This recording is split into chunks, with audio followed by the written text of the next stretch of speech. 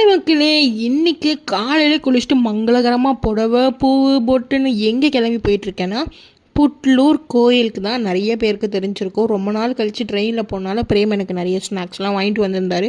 But எனக்கு இந்த நெய் பிஸ்கெட்னால் சின்னதுலேருந்தே அவ்வளோ இஷ்டம். வாங்கினதும் ஒரே குஷி. சுட சுட வேறு இருந்துச்சா, சொல்லவே வேணாம். என் பழைய சின்ன வயசு ஞாபகங்கள், என் பாட்டி இதை வாங்கி கொடுத்தது எல்லாமே கண்மடி வந்து போச்சு.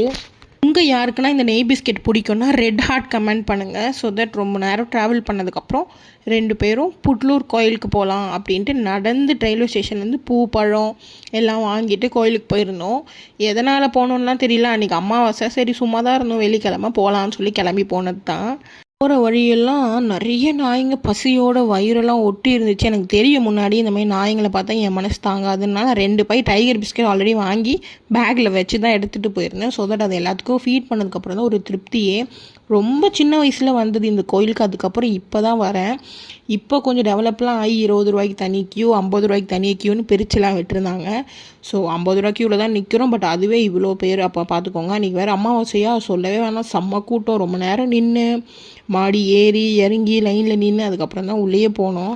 போயிட்டு நல்லபடியாக அம்மனை வந்து தரிசிச்சுட்டு வெளியே வந்தோம். வெளியே வந்து கோயில் குளம் இப்படி தான் இருந்துச்சு, சுத்தமே இல்லை. பட் ஏன் அப்படி விட்டுருக்காங்கன்னு தெரியல. பக்கத்துலலாம் இந்தமாதிரி குட்டி குட்டி கடை ஊர்லலாம் திருவிழா டைமில் பார்த்தது. அதுக்கப்புறம் இப்போ தான் பார்க்குறேன். போயிட்டு எனக்கு வேண்டிய குட்டி குட்டி ஐட்டம்ஸ்லாம் எடுத்துகிட்டு அப்படியே அங்கே வந்து கோயில் உள்ள பிரசாத பை எல்லாமே வாங்கிட்டு அப்படியே வீட்டுக்கு கிளம்பலாம் அப்படின்னு சொல்லி கிளம்பியிருந்தோம். காலையில் 8 மணிக்கு போனோம். பட் நாங்கள் மதியம் கிளம்புற டைம் பார்த்திங்கன்னா 2:30 மணிக்கு மேலே. டெய்லி ஹாரன் சவுண்டு, பொல்யூஷன் அப்படின்னு சிட்டி லைஃப்லேருந்து ஒரு நாள் இந்தமாதிரி ஒரு வில்லேஜுக்கு போன ஃபீலு உண்மையிலே ரொம்ப நல்லா இருந்தது. இந்த ரோட்டில் மாடு, அந்த பொல்யூஷன் இல்லாத ஃப்ரீ ஹேரு எல்லாமே நல்லா இருந்துச்சு. அது ஊருக்கு போன மாதிரி இருந்தது. பட் என்னென்னா ரொம்ப கிட்ட தான் சென்னையிலேருந்து. ஸோ தட் எல்லாருமே போயிட்டு வரலாம். பசி வேறு எடுத்துக்கிச்சு. பக்கத்துலேயே வந்து குட்டி குட்டி வீட்டு சாப்பாடெலாம் விற்பாங்க பார்த்தீங்களா ஊர்லலாம். அந்த மாதிரி போட்டிருந்தாங்க ஒரு கடை. ஸோ தட் அங்கே போய் நாங்கள் 2 பேருமே ஆளுக்கு ஒரு மீல் சாப்பிட்ருந்தோம். 60 ரூபா தான் ஒரு மீல்ஸு. பாருங்களேன், சென்னையிலலாம் 120 ரூபாய் எல்லாம் மீல்ஸே சாப்பிட முடியாது.